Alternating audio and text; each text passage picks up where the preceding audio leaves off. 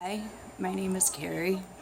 I want to get it out how Big Pharma hurt me and could hurt you. I'm going to start in the beginning and then I'm just going to throw in little bits of things that have happened. There's way too much that has happened from pharmaceuticals that is too much to post. It would be too long, but this is going to give you an idea. Firsthand, I've been through it. Right now, I am sick and I'm detoxing from something that medical, once again, pharma error. I like to say, first off, I got off of Seroquel in April 2011. My metabolism has not been the same for medications since then, and I learned about genes after I saw a nutritionist and she sent me to a real doctor, like that finds the loopholes in the AMA. So she did some genetic testing, and the genetic testing all came back bad. Everything was double copy mutated, which is called homozygous, from what doctors in New York State can do, is what she did. Plus, she checked my homocysteine level, which was double what it should be, which means I was a walking stroke. This all happened after getting off of Seroquel. I was on it for 10 years. I lost so much weight, I was in the double digits. I was really sick. I thought I was dying. I found out later people around me thought I was also. I was misdiagnosed for 8 months, telling the doctor telling me it was all in my head, as I was going through really bad stomach issues, and I have bad stomach issues to begin with. And 8 months I listened to her, and one of the days she walked me out. And this is no joke. This is a slap in the face, because they like to say that it's all in your head. And she put her arm around me. And as we're walking down the hall, she looks in the office to the lady and she said, "Call her psych ASAP." So I got thrown on more medication, which made everything 10 times worse.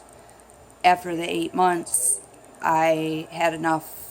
My mom had said something, "Call your stomach doctor." I thought it was my hormones, and it was playing an effect on my entire body. She said, "Call your stomach doctor." So I did, and none of it was in my head. What the doctor actually did was I can only go into remission now instead of it fully clearing. And it was SIBO.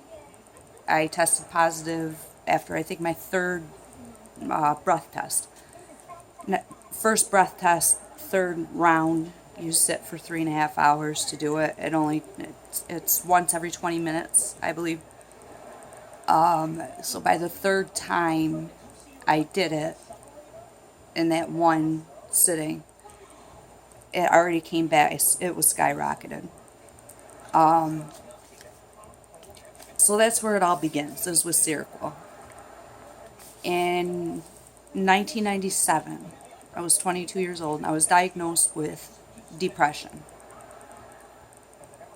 I had been put on medication right away. This is 97, I was 22. I had never looked into this stuff. There wasn't all this information that there is now on the internet. There was no people saying anything about how the meds can hurt you and such. Just like smoking back in the day. When the war went on, that was the big fallback for them, was smoking, and it was all alright. Growing up, we watched TV, and our cartoon characters, they smoked, and there was subliminal messages too. Media, FDA, CDC, AMA is not to be trusted. I've watched a lot of videos on eugenics, and there is a reason for Big Pharma. And it's not what everybody is going to want to hear. Many people are going to disagree. It's going to be very highly debatable. Highly. I have a lot of backup. I've watched many documentaries where I watched it come right out of very famous, popular people's mouths, I should say, because I've seen Rockefeller, I've seen Gates, I've seen with Dow, one of the Dows. I know all about Monsanto. I can't have anything with their chemical. Their chemicals hurt me. In between, all right, I wrote just a little brief checklist so I wouldn't go crazy. But so getting off the Seroquel. Since then, I wake up during procedures. I have woken up 3 times with my throat getting stretched, and as they were checking my stomach. And those were the only 3 times that I've had it done after being off of Seroquel. I had a surgery in October 2014. I was supposed to be out at 9:30 in the morning. I was out at 5 p.m. Nobody could figure out why. I was crawling up and down the bed like I was possessed, literally. And till it got to the point where from hips down, I couldn't move. I was paralyzed from pain, literally. They did blood work and found out they washed all my electrolytes were washed, which, come to find out, is a little bit common in surgeries. It should have been something they tested for to see where I stood beforehand. They never did. And it should have been tested for right away when I showed the symptoms, when I told them that my heart was going crazy, because that's the big #1 thing for potassium. I was getting the leg cramps, which is the #1 thing for magnesium and potassium, is you're getting dehydrated. My sugar ended up through the roof. I've never had sugar issues before, I don't now. My blood pressure was high, which was a joke because at that point for a long time I've had low blood pressure. It was higher and then it dropped lower. We don't know why. They asked if it was normal for me. Now it's, if 90 over 60 it's around. And I told them for a long time, no, it's not normal for me, but nobody looked into it or did anything. There's many tests that I've been promised that I didn't even ask for, that doctors wanted to do. They have not done it. I'm not trying to knock the doctors at all. In my area, there is, I think, 60 doctors to 100,000 patients. In that's an estimate. I'm not really sure, but I think that's what it said. There was. New York State is, anyways, we are lacking doctors and nurses. Big time. I suffer from mental illness and PTSD. Well, that was since '97. I've probably been on every antidepressant that you can think of, because none of them worked for me. I had all of the bad reactions. I've been on many antipsychotics, same thing. Seroquel I was on for 12 years. 12. And when I was getting off of it, I got down to a lower dose. I can't remember what it was, but I'm gonna say 75. And my psychiatrist at the time, and obviously I don't see him anymore, he told me that Seroquel was not making regular Seroquel anymore, which they still were. But they came out, their patent was up or something, I don't know what happened. But they came out with a new one that was XR, extended release. My doctor, not my doctor, but my psychiatrist, put me on 75 milligrams of Seroquel XR. Now, 75 milligrams of Seroquel is just that, 75 milligrams. That's what I lowered myself down to. I was at a very high amount. So when he did the XR at 70, 75, it was actually double the amount that he was giving me. He doubled it. I was in a bed 2 months. I was in a bed and I couldn't move. I'm tired. I was tired all the time. And I still, started weaning from there. Finally I went to a pharmacist who told me, and that's how I know the difference between the regular and the extended release.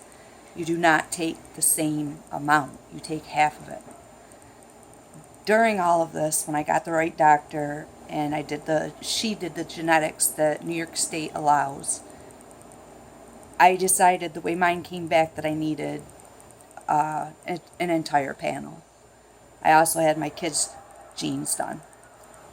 But that aside, I did an entire panel, and Seroquel flipped on the switches for all my mutated genes. There's a thing called epigenetics, and it is something I did sign up for to take a class in. However, at the time, my computer crapped the bed. I never could attend. So, with this PTSD and I have been declared medication resistant, yet they keep throwing meds at me. Think about that. Just let that sink in. Medicine does not work on me, but they're still going to try. They said there's been a therapist and a psychiatrist that both brought up ECT because of the medicine resistance, and I agreed to it. The closest one is pretty kind of far out, as I wouldn't be able to travel. I'd have to stay because it's 3 times a week. Plus, they have to monitor you. Excuse me.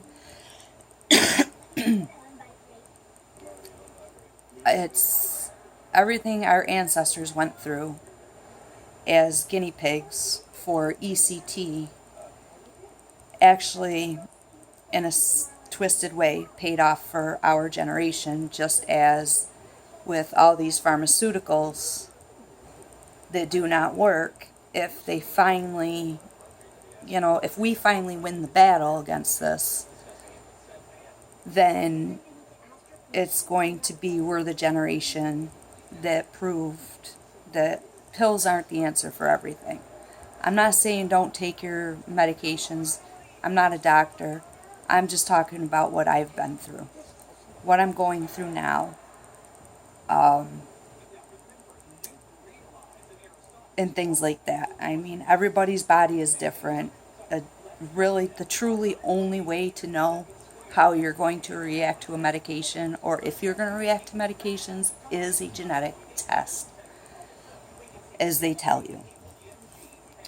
And they also tell you what receptors they work on or work off of. Now, out of the many I've been on everything, okay, just everything.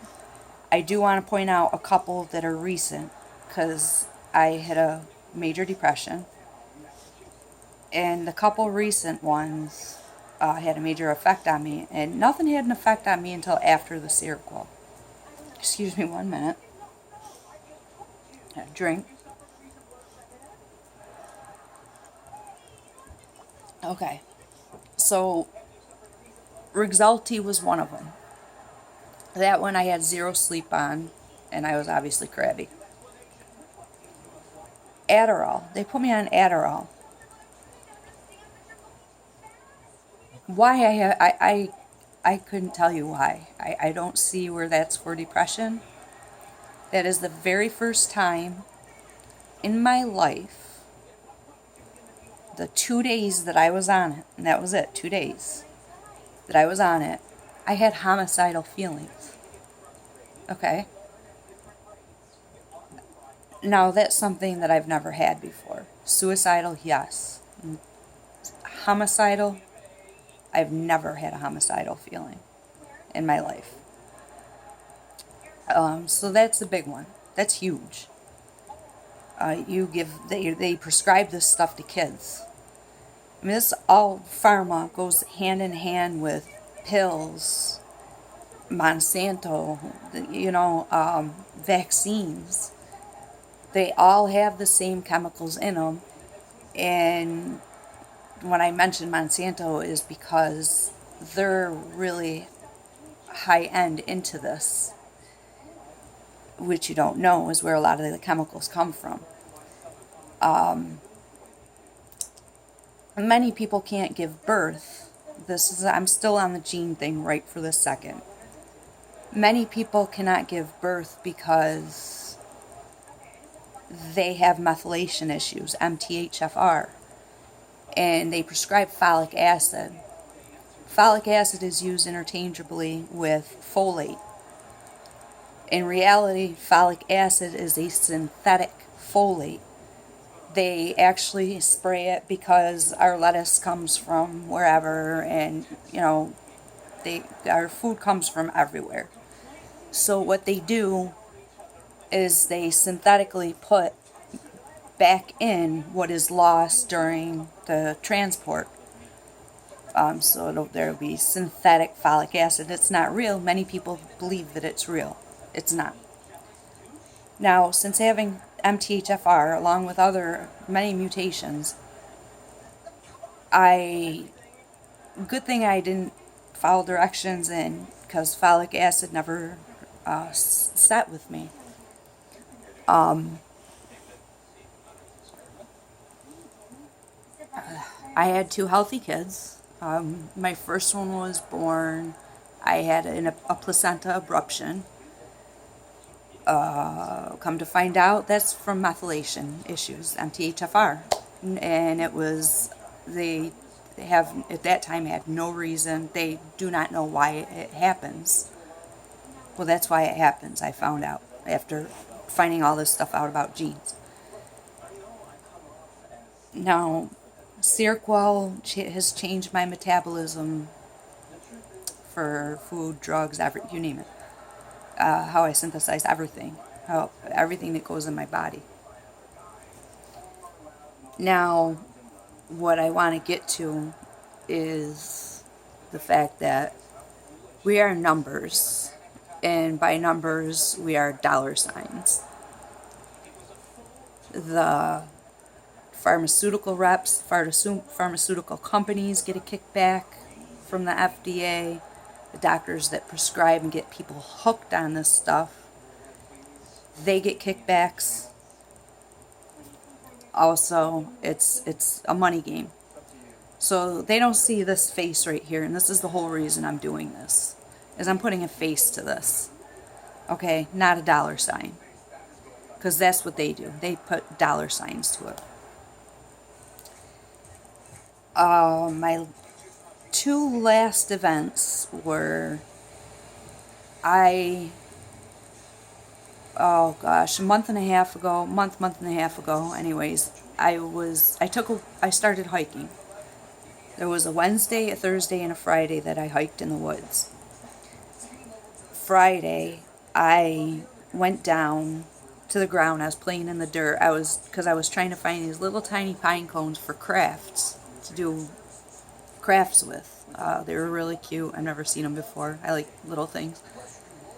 And my throat started to swell up. So, many of them I did not pick up, but this one I did pick up, and it is the Advair discus, if you can see it. I finally decided to open it. I had already had it for over 4 months. I finally decided to open it, and I did my puff, and it worked. So I thought, wonderful. I felt fine after that. The next day I mowed the lawn. My throat swelled shut again. Thought, since the Advair worked the first time, I'm very scared with medication since Seroquel. And a lot of the antipsychotics that I've been on that have not worked, that I've immediately been taken off of because I got so sick.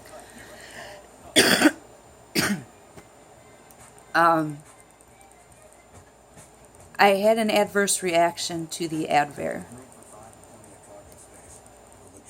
I tried to commit suicide. Luckily, the keys were hidden very well to the gun safe, and I couldn't, and then I started cutting. That was Saturday night after everybody went to bed, after only my second use of this drug. I did everything I could in the book, did tons of research on Advair, and it's an adverse reaction.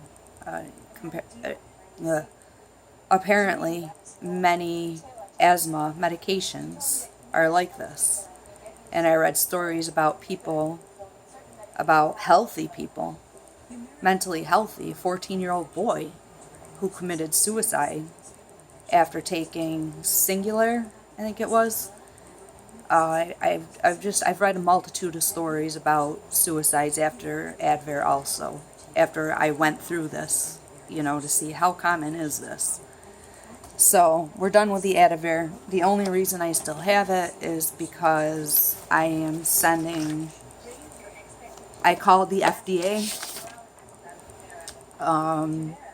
MedWatch, and I know that this isn't going to mean anything, but at least to me I know I did something. This one goes with this. I am going to copy this because of what just recently happened. My most recent thing. Something has been going around the house. I haven't caught it. I don't catch it. I've got so many different infections within, like my body is constantly attacking, and for some reason I never get colds. It attacks itself, but I never get colds. I don't get the flu. I had the flu twice in my entire life. Anyways, I came down, horrible cough. Like I said, it went around. Horrible, horrible cough. The part that they had the body aches, I didn't, like, my body aches were a little bit different. It was like October 2014, reliving that, to where I was paralyzed almost from my stomach, hips, my lower back, all the way down my legs. Was excruciating pain, joints, muscles, oh my God, you name it. And there's no way to even describe this pain. It was so bad. Yes, I would get pain throughout my body. Stiff necks, I get stiff neck constantly. Starting to look into other things of what it could be. But I ended up in urgent care 3 days ago. And they did a flu swab on me. They did a strep swab on me. Both came back negative. They heard stuff rattling in my right here, like my lower back. They heard rattling. So they did a chest x-ray, came back fine. So they gave me 2 Tylenol, sent me on my way, no paperwork, mind you. I have 0 paperwork. I've got to call urgent care, and I'm going to get them. My doctor, I've already called her, they've got them. But anyways, they prescribed Zofran and Robitussin DM. Here's where it gets tricky. Many people don't know. I look into things, but I didn't think much. I don't take Robitussin DM. I generally ride things out. It was that bad. The Zofran I have here, it comes in a generic form. Back when I took it before, it was over $800 for 5 days. I have not opened this. I am not going to open this. I'm finding a way to safely discard this. Good thing I didn't take it. I'm going to tell you again in a minute why. This one is from 2014, so it expired in 2015. I keep some of these because I really don't know how to safely get rid of it. I know not to flush it down the toilet. I used to put it in the empty it and put it in the garbage. Then I heard that was bad. Then you have to pay to recycle it, which I think is a little bit ridiculous considering I've got full bottles of medication I have paid for and have not been able to either tolerate, or I have decided, like the Zofran, I'm not even going to try it again. This one, I can just tell by the name of it. It's levofloxacin. The flox gives it away that it is... Here, let's see if you can see it. I don't know. But anyways, concentrate on the flox part, because that again is what I'm going to get into again. I can tell that's an antibiotic. That is a chemo-like antibiotic. If it says flox in it, or Flour, it's a long word. That in it, it's got a chemo-like agent in it, and it's not good for you. And when you hear people say they're getting floxed, it's real. It's very real. You can Google it. I'm already on 26 minutes. Okay. I just got prescribed a new drug because I have not been feeling well mentally. And the name of it, they told me that it was like lithium. The name of it is, I don't know if you can see it, but lamotrigine. Which, when I looked it up, it's just like a Seroquel, just a lower version, not as harsh version of it. Fixed the problems, believe it or not. All I needed was support from a certain person, certain people. I started getting that support, and I got better on my own. Again, don't need them. Haven't needed them. Now I've been on this for a very long time. I've been on benzo medications for a long time because of a reaction. I don't think the doctor wanted me to go to the ER, and he prescribed it. I think Abilify was the one I had the bad. Every 10 minutes I was vomiting. And so I got prescribed, I think it was Xanax back in, I don't even know when, in the 90s. So I've been on benzo family for a long time. This is Klonopin. I take it 3 times a day. It's going to sound like, I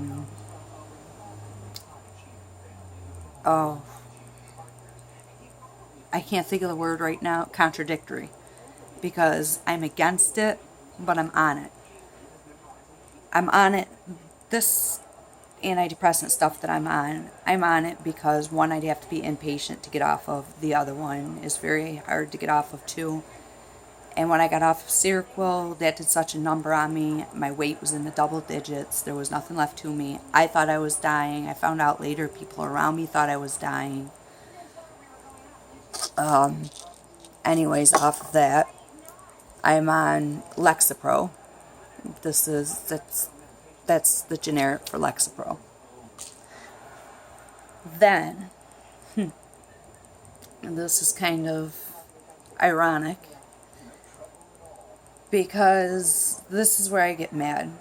I've been doing more and more research, and my research comes back to what many people have been telling me for years of what it could be going on with me. Anyways, I was rashed out all through here. My face is still, I still got it. My upper back, the itch was unreal. And it would itch so bad and it would burn so bad. and I went to an allergist. I did allergies, I've done LCAT, I've done all of that. I have a multitude of allergies. But the last time, they didn't test me. They didn't do the prick test. No longer can you even get the LCAT here. So I couldn't get it, and I can't smuggle it in like I did my genetics, because that's also against New York State law. But I don't have a place where I can say, hey, can I send it to you? You put it in a box and send it to me.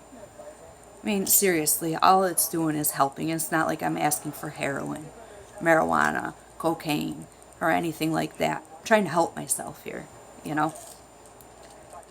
So with the rash and such, the allergist, she said to me, she goes, well, we don't work on those kind of allergies. We only do, the internal. I'm thinking, what?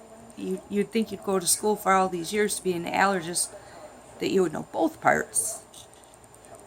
So she said, call my family doctor. Well, it was bad enough to where I did. My family doctor is a wonderful doctor. She finds loopholes, and she's not quick to prescribe medications at all. And she doesn't prescribe medications unless absolutely needed. She will not see a rep. And well, she had a stand-in that day. And the stand-in she prescribed a lot. She prescribed the Advair along with probably 4 more drugs, and only the Advair and this next one I'm going to show you are the only 2 I picked up. Excuse me again. So, hydroxyzine. Hydroxyzine was for the rash and the itch, which eventually it got rid of. I ran out. I didn't know you could get addicted. All she told me was it's just stronger than Benadryl.